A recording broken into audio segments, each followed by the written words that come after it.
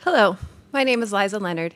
Thank you so much for joining us today. On behalf of the entire board of the City Club of Idaho Falls, along with our partner presenter, the Alturas Institute, we welcome you to today's program with Dr. David Adler, which is the Constitution, Justice, and Equal Protection in a National Crisis.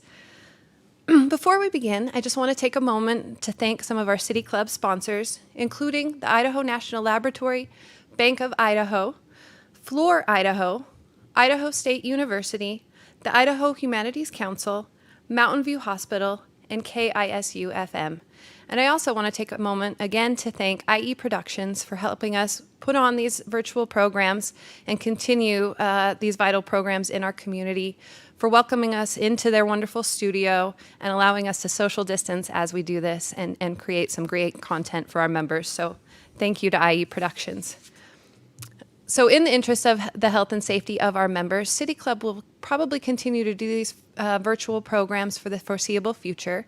We will go ahead and post all of our programs on our website, which is ifcityclub.com. So please be sure to view our website frequently to look for updates or follow us on Facebook.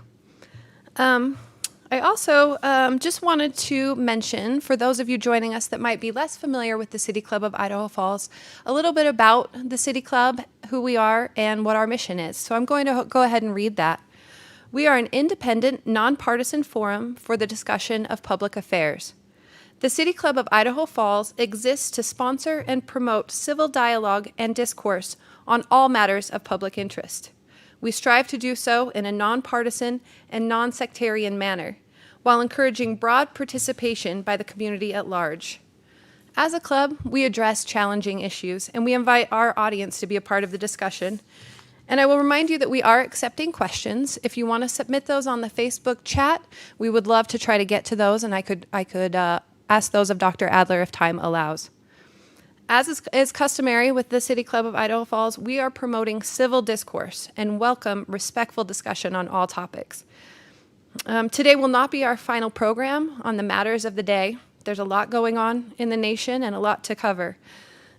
So we anticipate hosting a number of additional programs to address different perspectives and opinions on a myriad of topics. And again, these are challenging topics, but important and certainly worthy of City Club's time. It has been wisely observed that all we have between us and the total breakdown of civilization is a series of successful conversations. It is our intention to keep important conversations going, and we welcome you again to join us in the spirit of civility. To get to today's program and our speaker, many of you know Dr. Adler. He's a familiar face among the City Club the City Club members and our programs. He is a board member of the City Club and also leads the Alturas Institute, but I'll go ahead and share his bio with you now. Dr. David Gray Adler is president of the Alturas Institute, a nonprofit organization created to advance American democracy by promoting the Constitution, civic education, gender equality, and equal protection of the law. Adler's scholarly writings have been quoted by the U.S. Supreme Court, lower federal courts, and the U.S. Attorney General, the White House counsel, the legal advisor to the State Department by Republicans and Democrats in both houses of Congress. Adler has taught courses on the Constitution, the Bill of Rights, and the Supreme Court at all 3 universities in Idaho. In 2010, he was the recipient of the Idaho Humanities Council's Distinguished Humanities Award. I will now turn the time over to Dr. Adler. Thank you very much, Liza. I appreciate your assistance today and look forward to hearing from you questions submitted by the audience as time goes on. Welcome, everybody. Good afternoon. I'm happy that we can meet on this occasion to continue civil discourse on matters of great interest to our nation in this time of national crisis.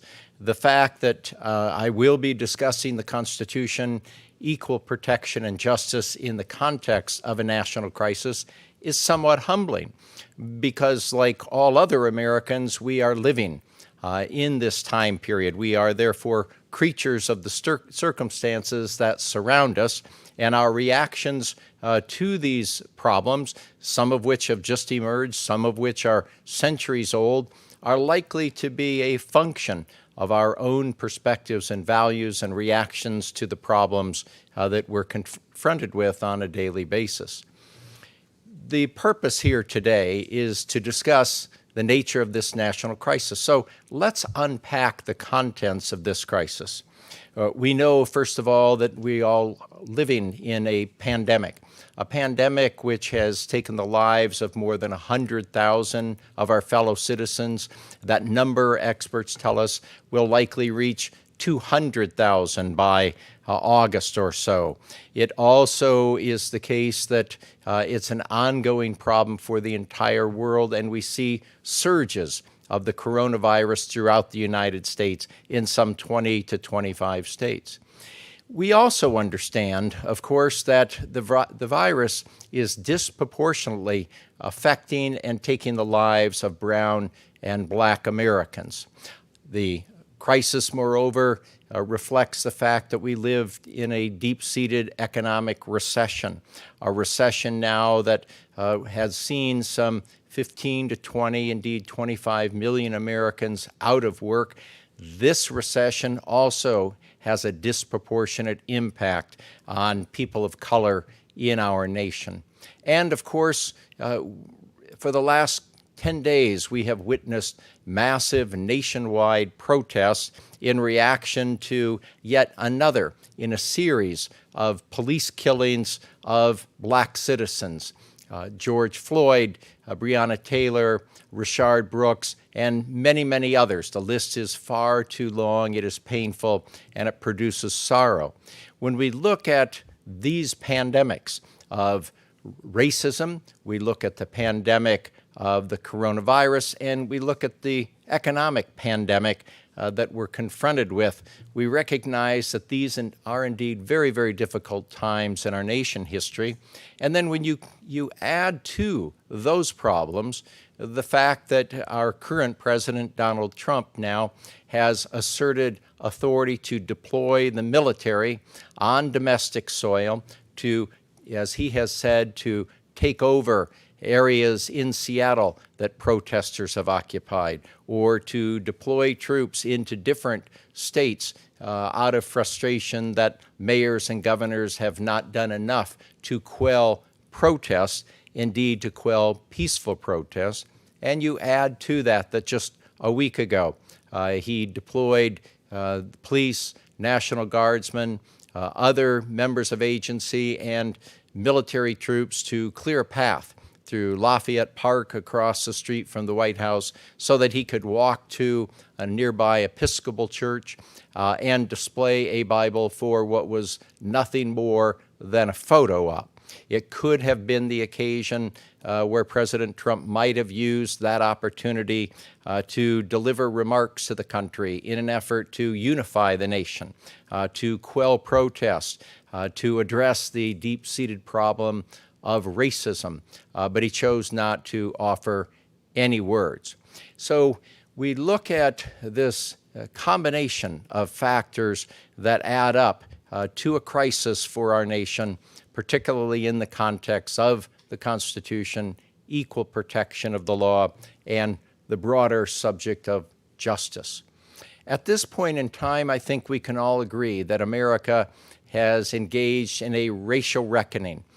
We are now taking account of more than 400 years of racism directed toward African Americans in this country.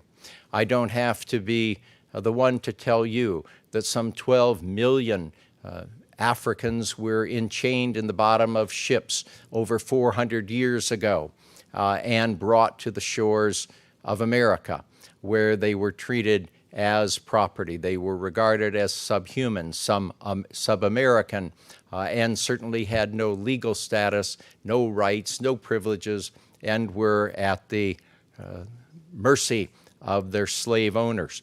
The practice of slavery, which many have described as America's original sin, set in motion a deep-seated problem for America with respect to the treatment of human beings at the very time when our forefathers were penning in the Declaration of Independence, as Thomas Jefferson wrote, that all men are created equal, endowed by their Creator with certain inalienable rights, including the rights to life, liberty, and the pursuit of happiness.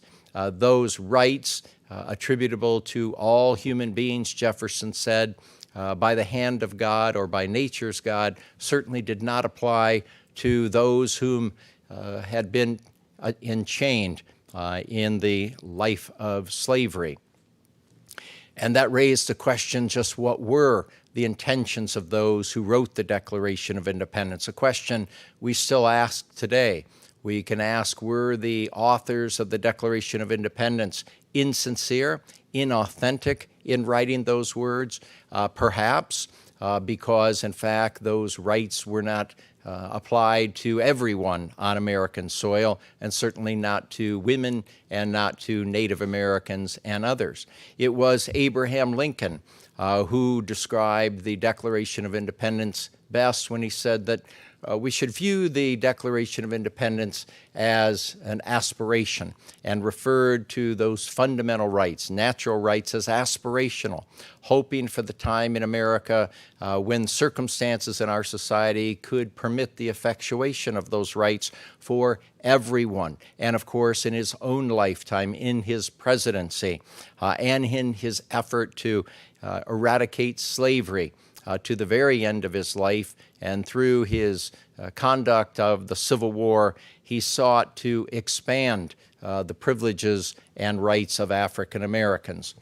So we would ask our question here in this moment of racial reckoning in the United States, how we should understand the Declaration of Independence and its bold statement that all men are created equal. And we could ask at this very moment, how should we understand the 14th Amendment of the Constitution, ratified in 1868, which purported to implement the majestic language of the Declaration of Independence by inserting the Equal Protection Clause and providing that no state shall make or enforce any law denying the equal protection of the laws to American citizens and others on our soil.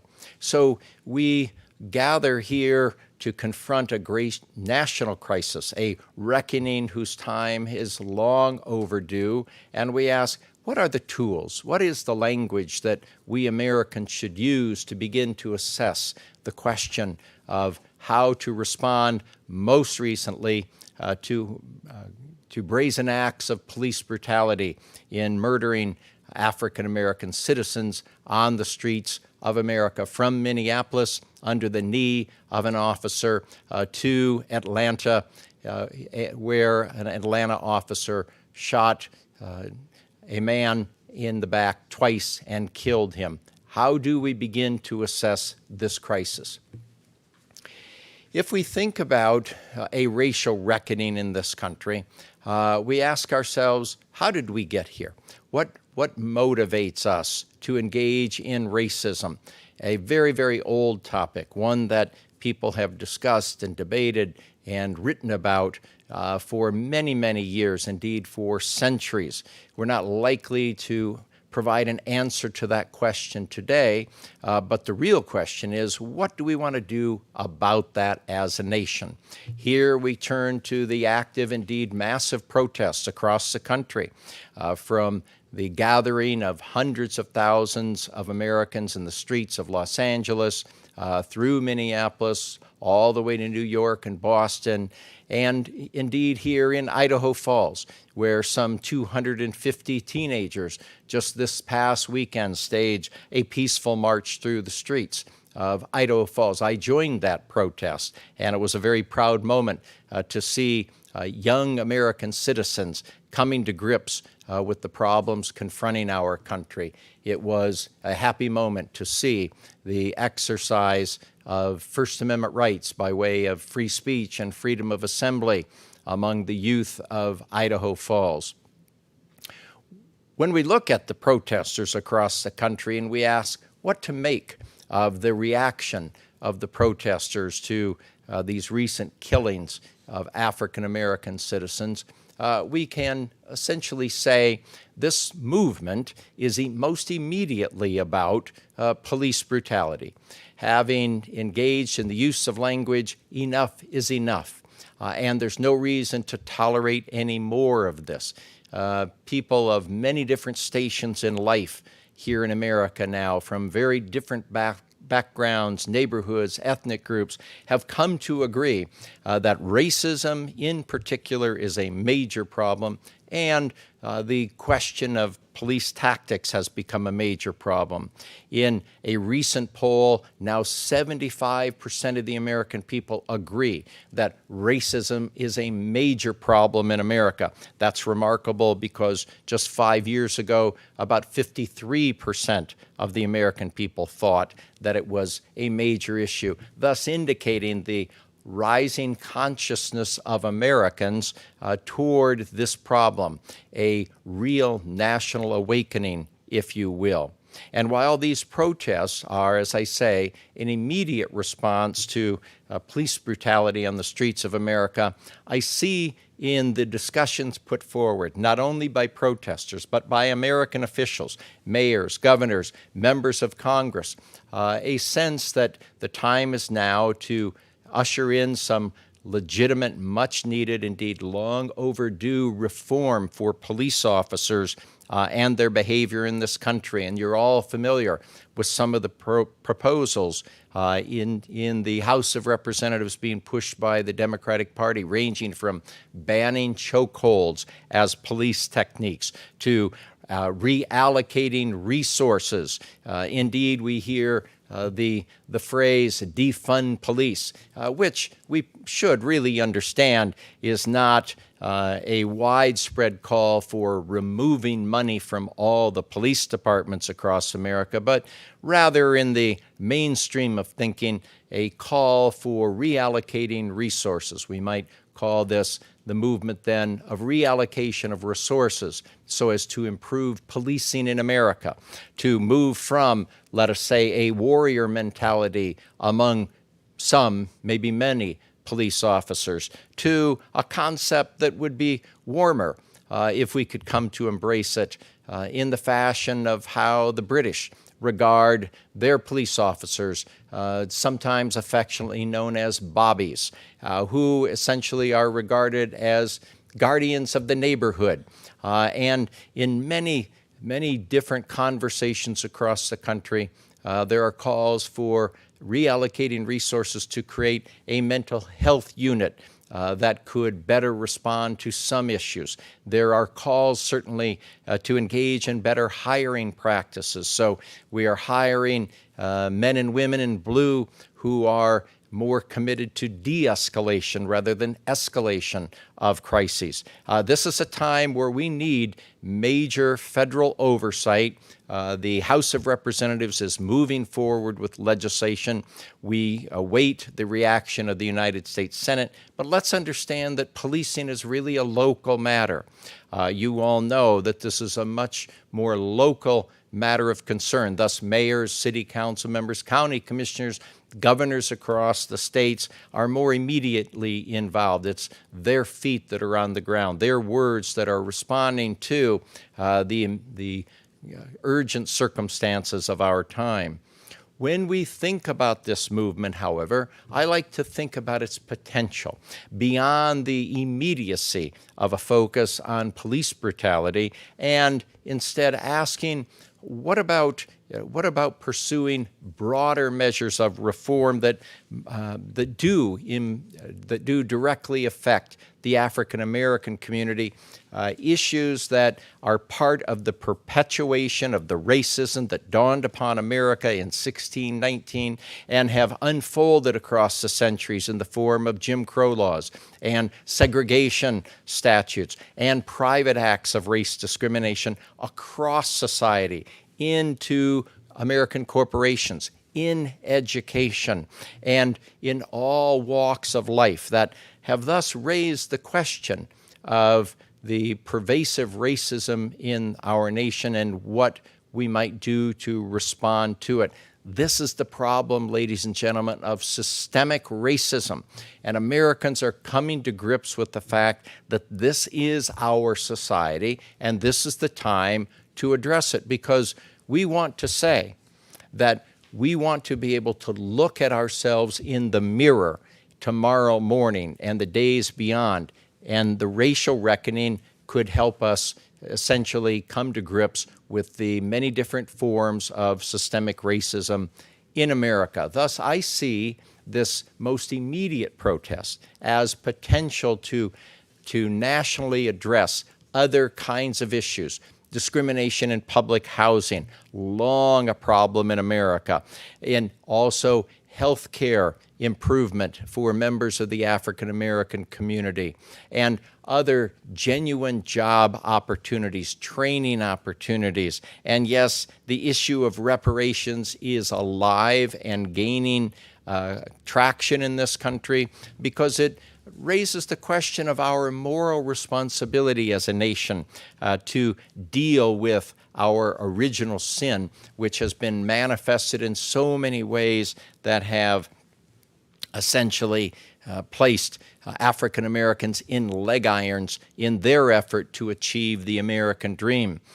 This question of reparations is not a new matter for the United States. As you all remember, in 1988, the Congress of the United States passed legislation to provide reparations to the victims of those Japanese American citizens who were ripped from their homes in 1942 and essentially lost everything. They lost all their property, their money, their opportunity to build wealth for their families at the time, the opportunity to invest and to create some generational wealth. Essentially, there was a huge transfer of wealth at that moment from Japanese Americans, fully loyal to the United States, 125,000 strong. The guilt of the country was so large that Congress and President Reagan at the time decided that reparations represented the primary vehicle for addressing that problem. We here in the United States are not the only country that has looked at the issue of reparations to overcome the issues that stem from the practice of slavery.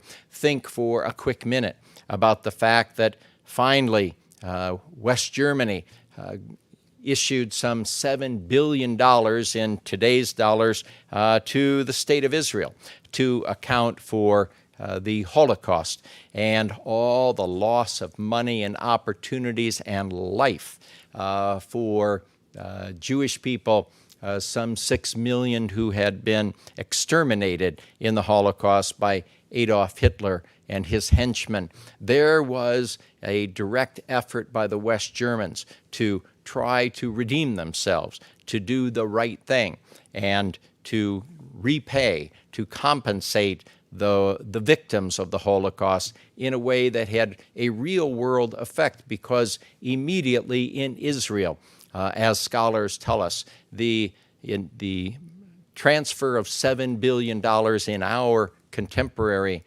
value, helped to spur education, to create better highways. It was used in a way to create better health care. It was used in a way to create jobs, to improve the electrical system, and to improve the lives of those people who had been most directly affected by the Holocaust. So the issue of reparations should not be new to the United States. This is the time for us to have a very in-depth discussion about that issue. And while many Americans are concerned about taking it up, frightened by the prospect that any reasonable compensation paid to African Americans would be an amount too high, that we could never afford to write that kind of a check.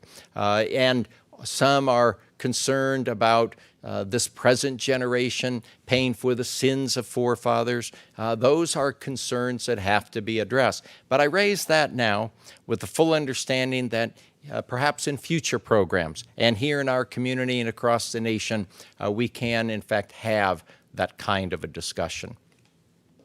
As we further unpack this national crisis, a word about the role of the president in not only exacerbating or inflaming racial tensions in this country, but more immediately about President Trump's assertions of authority to deploy the military on domestic soil, either to enforce laws or to disperse those American citizens who are engaged in a peaceful assembly, protected by their First Amendment rights.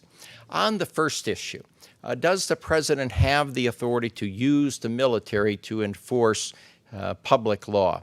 The founders of our nation were deeply concerned about the prospect of a president utilizing the American military so as to invade states. This was thus a concern not only of federalism, but about state power and state jurisdiction. And the founders were rightly concerned that the federal government might mobilize force to invade states and deny state autonomy, to deny state jurisdiction over its territory. And beyond that, they were very, very much concerned about the prospect of a president drawing upon executive power to amass a military force, to move into a state, to move an agenda, or to act in a way that was contrary to the determination and the interests of inhabitants of that state. Thus, in the early years of the Republic, in 1792 and later in 1795 and again in 1807, Congress, which was given tremendous respect in those years, precisely because so many members of the Constitutional Convention, those men who had written the Constitution, were now serving in Congress, and the Supreme Court would typically defer to the viewpoints of the Congress in those early years on the premise, as the Supreme Court itself had said in the rule of Stewart versus Laird, a profoundly important doctrine of constitutional construction, that these are the men who wrote the Constitution. They best know its intent and its meaning. Thus, these early statutes tried to provide protection for states against federal intervention, and particularly presidential intervention with the use of the military. So, for example, the only basis for a president to send in the troops to a state occurred if both the governor and a federal judge in that particular state certified that the ordinary law enforcement forces were overwhelmed by a rebellion or by domestic disturbances, that it was necessary to call for further assistance from the federal government. Note that the president was handcuffed in this regard by these early statutes, unable to simply decide on his own to deploy the military, but rather requiring the request of both the governor and the federal judge. In the 1807 statute, there had there was a change and now at this point, the certification by a federal judge of a gubernatorial determination about the overwhelming public forces coming to undercut the ability of the ordinary law enforcement officials to enforce the law was removed. But nevertheless, it was still the case that a governor would have to make that request. The president would have no authority on his own.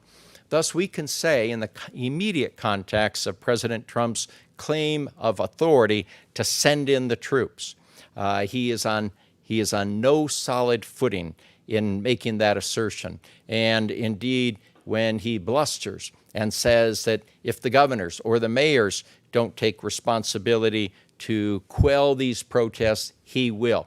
That's just so much bluster and rhetoric. And we're reminded of the importance of adhering to the law when we talk about the president. What about the rights of the protesters? A couple of weeks ago, we all saw with horror, I think, the video footage of the president striding 8 or 10 feet in front of a couple of cabinet members and other officials, including the chairman of the Joint Chiefs of Staff, Mark Milley, who later offered a public regret and said it was wrong for him to have participated. But there was President Trump striding in front of his followers and looking so much like a 20th century autocrat and following essentially the efforts by law enforcement to clear a path to the Episcopal Church. Ladies and gentlemen, those American citizens had every right to be in Lafayette Square. They were exercising peaceful protest. That's what the First Amendment guarantee of peaceable assembly is all about. That's what free speech is all about. But when we saw the president trying to use law enforcement and military officials to remove forcibly those peaceful Americans from soil on which they had every right to protest, this was not a scene familiar to us in this American democracy. Rather, this would be a scene in a country that does not embrace or value democracy, but embraces or values autocracy or authoritarianism. That moment, I think, sent chills up and down the spine of Americans who care deeply about their democracy. In this time of national crisis, then, we look not only to leaders at the local level, the state level, and the national level, but we look to our fellow citizens to find the heart, to find the support necessary, to summon the adrenaline necessary to meet the challenges posed by government action, government inaction, to meet at a time of the need, finally, after 4 centuries of racism, for a public accounting, to move forward in ways that can remake our nation, to move beyond the chains of our racial past, and to begin to embrace a nation, a democracy which is true to the values, true to the ideals of our founding, ideals which President Abraham Lincoln said could not have been effectuated at the time of the founding, but were indeed aspirational and could be implemented at a time when society was ready, when conditions were ripe for the implementation of those majestic words in the Declaration of Independence. All men are created equal, perpetuated and supported by the 14th Amendment of the Constitution. And we can ask ourselves now, if not now, when will America begin to make those much-needed reforms? Thank you very much. I'll be looking forward to your questions.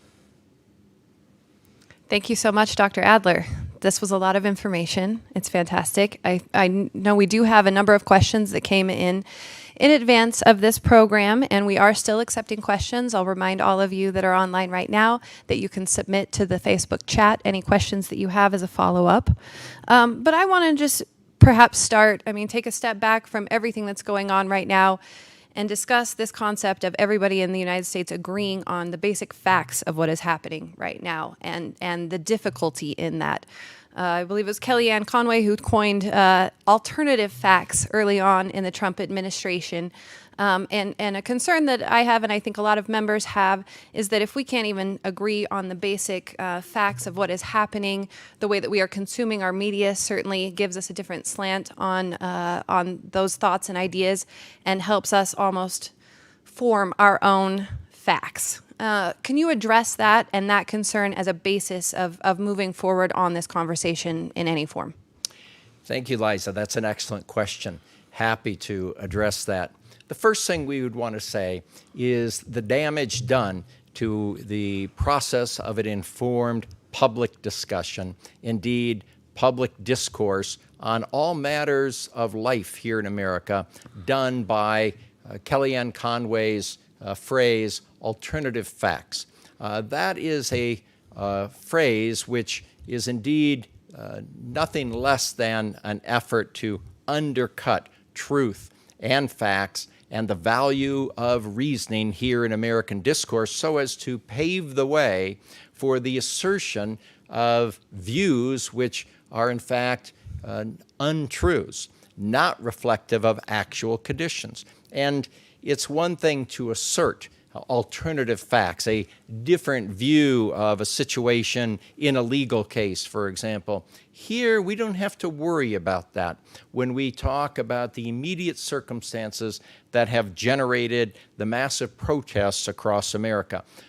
Millions of Americans, tens of Americans, have witnessed the video footage, the horrific video footage of a police officer in Minneapolis 10 days ago, placing his knee on the back of the neck of George Floyd, grinding his knee into the back, so disinterested in any law enforcement techniques or any concern about George Floyd that he placed his left hand in his pocket and looked around, and this lasted for 8 minutes and 46 seconds, leading to the murder of George Floyd. There's no doubt there about police brutality. Similarly, there cannot be any doubt about the murder last Friday night of Rayshard Brooks, who was fleeing from an officer, and the officer shot him in the back twice, then stood over him, stepped on him, kicked him, and said to his partner, "I got him." There can be no doubt about these instances of police brutality, or going back several years to Eric Garner in New York, or Breonna Taylor in Kentucky. The list goes on and on. What we want to say on this broader issue of the suggestion of alternative facts is that that assertion represents a grave challenge to the essence of democracy.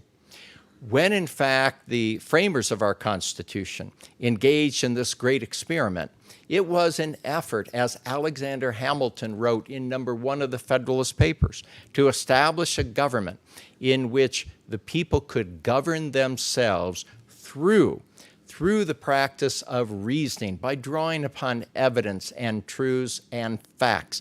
This was essentially the creation of Enlightenment thinking, which had grasped the American founders like, no other movement, no other intellectual movement ever had. And so the question, as Hamilton put it in Federalist number 1, was this: is it possible for people to govern themselves through the use of reasoning and facts and truths and evidence, the main principle of American Enlightenment, or will we forever be required to be governed by force, or a government that does not take account of Republican values? That was the great experiment launched by the framers in 1787. We are still very much engaged in that experiment. When we have public officials then that engage in the dissemination of half-truths or mistruths, or in effect engage in disinformation, the intentional effort to obscure facts and to communicate false information, that is not a process that is conducive to the success of the democratic experiment. So I think one of the problems we face right now in this country is a pandemic of misinformation from the White House. And that's why we rely more than ever upon the American media to share with us the facts of events and to hold accountable whoever in the administration might veer from the truth. And as everyone knows, this president has, on many occasions, exhibited his hostility toward a free press. He has declared reporters and members of the media to be scumbags who we now know, he said, should be executed. We know that through John Bolton's book that has been shared with many newsrooms across the country and is in the hands of journalists and has been excerpted in newspapers, including the Wall Street Journal, New York Times, and Washington Post. John Bolton was in the room, which is the name of his book. And when he tells us that Donald Trump referred to journalists as human scumbags who deserve to be executed, Trump's not pulling any punches. And that should not surprise us because he had previously, for the last 4 years, referred to the press, to journalists, as the enemy of the people.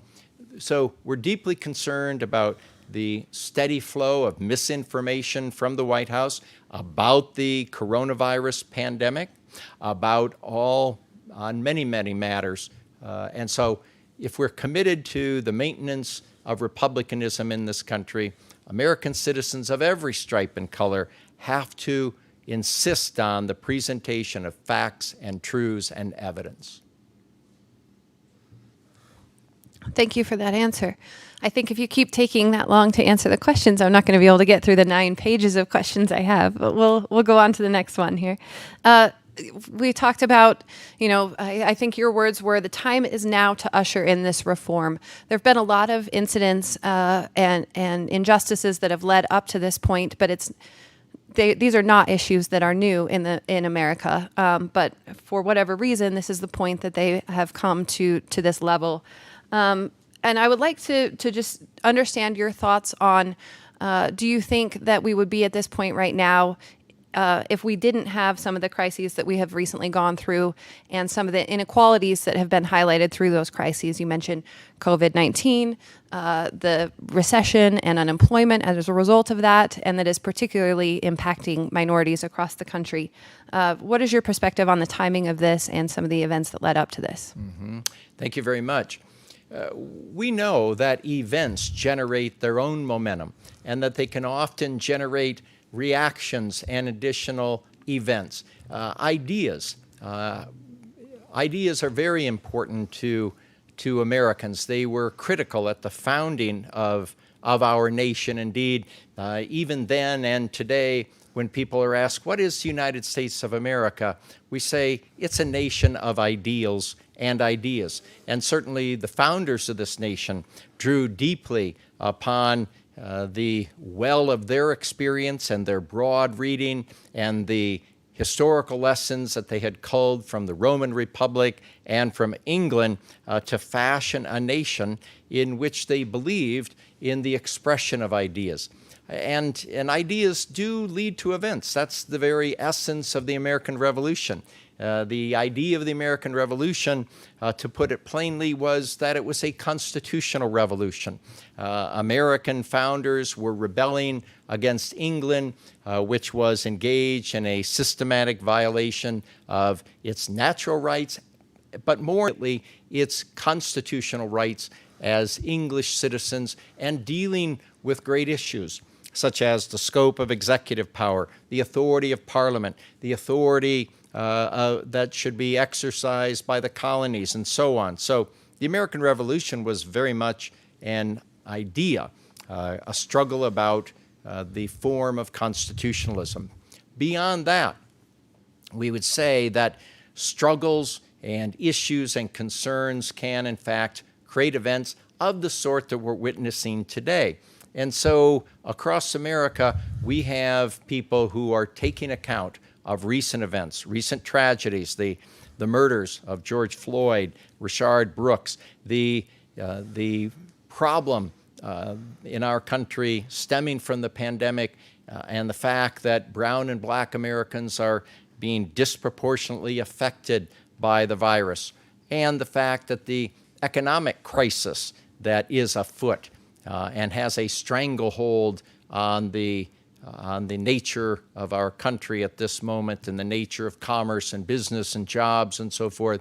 All these events do serve to summon a discussion, to propel a discussion about the nature of our country, the nature of the Constitution, the question of the application of equal protection of the law, the question of the meaning of justice in our nation. It is healthy for a nation to have a reassessment of our most fundamental values and concerns, indeed of our foundational documents, as we're undertaking now. And this is very much an exercise in democracy in action. We talked a little bit about the federal government powers, state powers, what the executive branch can do versus the local governments, governors. I just want to talk a little bit more about that in regards to the major federal oversight that you discussed or brought up in regards to this concept of policing and police reform. Can you touch on that and what you think? Again, you mentioned major federal oversight is what appears to be necessary, but tell us a little bit more about those balance of powers between the federal government and the state governments. Thank you. So most immediately, what Congress could do is that it could decide to grant money to encourage reform in police departments, such as banning the practice of chokeholds, for instance. That is the most effective way for the House to exercise its vast powers over the practice of policing through the purse strings. But we should understand that in the health care pandemic that we are living in at this point, that state powers are far greater than the powers of the federal government, in the sense that governors have broad authority, often delegated to them by state legislative bodies, to order shutdowns, for example, or to require people to stay at home. The kinds of powers that we've witnessed governors exercising from coast to coast, and here in Idaho by Governor Brad Little. The role of the federal government could be very substantial, but it would be in the form of congressional action. Congressional action, for example, reaching to its control over interstate commerce. Congress, for example, could essentially pass a law prohibiting people from traveling from state to state. That would fall under its authority to regulate interstate commerce. States, on the other hand, would have the authority to regulate travel within states. The president, by comparison, has relatively few powers available to him to affect the crisis. What he could do, and what Donald Trump has done only very sparingly, unfortunately, is that he could exercise the Defense Production Act of 1950, passed by Congress that year, to authorize the president to order American companies to engage in the manufacture of various products. Donald Trump should have immediately exercised that statutory authority to order companies to produce the necessary protective gowns and masks, and to have engaged in an emergency act to manufacture ventilators and other medical equipment. He did not. We know he essentially sat on the issue for some 6 weeks. After he was informed, after he was briefed about the pandemic hitting America, he took no action because, as everybody knows, he was most immediately concerned about the impact of the pandemic on his own political standing, a very selfish act at a time which, if he had mobilized the manufacturing world to address these medical shortages, and if he had in fact used the authority under that statute to create massive testing devices, we might have been in the same position as number of countries, including South Korea, is today, because South Korea was hit by the pandemic at the same time we were here in the United States, and the transmission rate in South Korea is far, far less than the United States. This raises the issue of the lack of presidential leadership and his willingness to exercise legitimate authority granted to him by Congress in the Defense Production Act of 1950. And it's a really strange, indeed odd contrast that he would fail to exercise that authority while at the same time asserting authority or power that does not inhere in the presidency. So let's talk a little bit about equal protections a bit more. The Supreme Court uses the Equal Protection Clause to prohibit discrimination. Most laws are assessed under so-called rational basis scrutiny. Can you explain what that means, and just talk maybe a little bit about the Equal Protection Clause and how the 14th Amendment's Equal Protection Clause has affected racial discrimination in the United States? I know that's probably a very long answer, but if we could... It's a great question. Let me give a quick answer, Liza. Typically, when the Supreme Court reviews legislation affecting business, for example, the court will use a relatively low threshold and simply ask itself, is there a reasonable or rational basis for this legislation in answering the question whether it comports with a constitutional power granted to Congress? If it does have a rational or reasonable basis, then the court is likely to uphold it. And this practice was introduced as early as 1905 by the Supreme Court.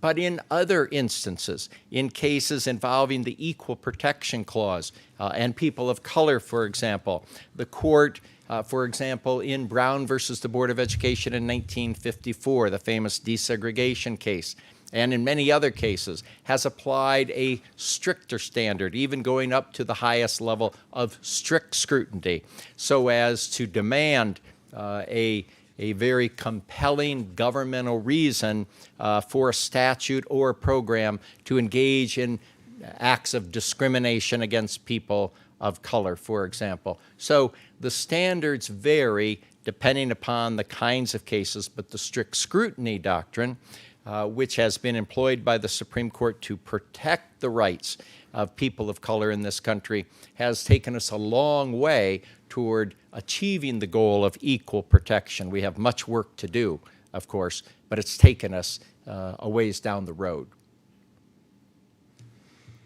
Yes, and I guess that leads to another question. We have people asking as well about the concept of defunding the police. You had talked about reforms, different things that could be changed. Do you feel like there's a clear message on this front of protesters across the nation that is being conveyed? I think there are a lot of people who are confused by that, nervous about what that means, or not willing to just jump on board with that concept in general terms. Mm-hmm.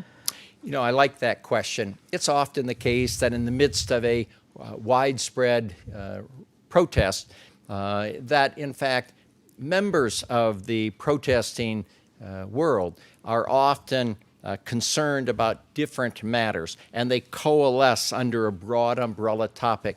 Think about, for example, about during the 1960s, the cries of racial injustice. It does not mean that every man, woman, and child participating in those protests had the exact same idea about how to effectuate racial justice, but they were there because of the broad topic.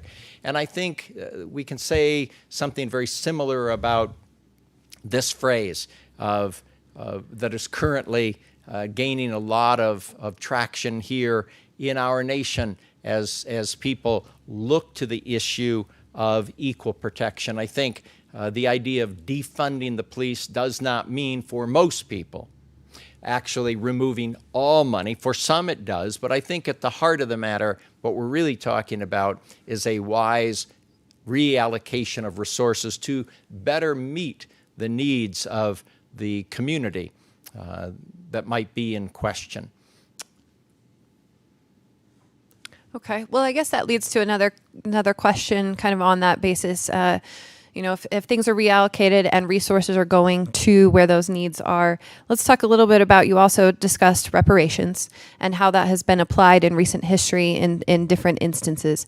How do you think that could be best applied in the United States? How do you administer that, particularly when a lot of the people that were originally affected by the injustices, by slavery, it's a hard thing to trace, who that has affected, and they're certainly not unique to those who have been treated unfairly by systemic racism, meaning not everyone comes from slave descendants who are discriminated against in this country today. It's more recent immigrants. You think of Native Americans. There's a lot of people who could fall under different areas where there's been different systemic injustices. How do we address those issues when there is such a history of this in our country? Thank you. That's a wonderful issue, and it's such a broad question and such a good question that would require a lot of time to adequately address it, and I appreciate it. Let me just say that under House Resolution 40, sponsored by Congressman John Conyers, we have the opportunity to sit at the table and to begin to discuss in a meaningful, sincere way the question of reparations for African Americans. And while there is no doubt that other ethnic groups have suffered under the practices of race discrimination, we are now facing the fact that we transported 12 million Africans, ripped them from their homes, tore apart their families. Some 1 to 2 million died as they came to our country. And the fact is that a nation's original sin has been manifested in many different ways. And if you look at the problem carefully, it's a matter of generational impact, not merely the founding generation or the second or the third, which suffered under the practice of slavery, but their heirs, their children, their families, and the impact psychologically, physically, socially, economically. If we delved into this, we would see the terrible, disgraceful exercise in discrimination, racial discrimination in the area of housing, which of course reverberates across the decades in terms of the value of housing, where Black Americans might be able to live, in substandard education. Think about the impact if you have a substandard education compared to your white brothers and sisters. We understand the inability then to achieve prosperity and higher standards of living. It's a very, very complicated issue, but I do want America to have a very, very strong conversation about these issues. You know, these issues, Liza, vary from day to day. These issues can change by the hour in this time of national crisis. Whether we're looking at the particular context of police brutality or the broader issues of race discrimination, or we look, for example, at presidential assertions of power during this context. Think about the revelations just today, yesterday and today, emerging from John Bolton's book about President Trump's behavior and how those assertions could have so greatly informed, for example, the impeachment effort. We now know that, in fact, John Bolton confirms the very premise of the impeachment, that Donald Trump, as he said to John Bolton, was not willing to give money to the Ukrainians that had been allocated by Congress until the Ukrainians agreed to do an investigation into Joe Biden. There is confirmation yet once more by a man who was Trump's own self-appointed national security advisor. Or we now hear from Bolton that in addition to having sought the intervention of the Russians in the 2016 election and having sought, indeed demanded, the intervention by the Ukrainians, that now President Trump also asked the Chinese to intervene in this current election cycle as a means of aiding his reelection. And so what you see, as Bolton has said, is a pattern of obstruction of justice in the life of Donald Trump. Think about those revelations, or the revelation that Donald Trump did not know that Finland was an independent country when he asked at a meeting, "Is Finland part of Russia?"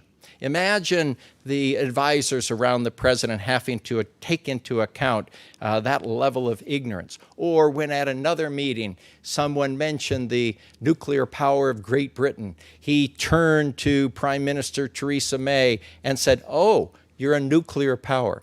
So information coming to us, facts coming to us, truths and evidence coming to us as American citizens are absolutely critical, indeed indispensable, to not only the preservation of our democracy, but our ability as citizens to deal in a very critical way with the greatest issues of our time that confront America and shape our present and future.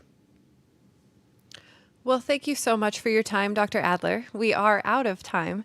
This has been a wonderful program, and viewing the comments from our viewers, I feel like they are very supportive of this topic and enjoyed your time and your presentation as well. And as you mentioned, there are a lot of things to cover, a lot of news coming at us every day. So as City Club, we will continue these conversations. Thank you again to the City Club sponsors, as well as the Alturas Institute and their sponsors. Again, thank you for your time, Dr. Adler. For future events, please look to ifcityclub.com. We'll have more to come for all of our members and our guests to join us again. Thank you. Thank you.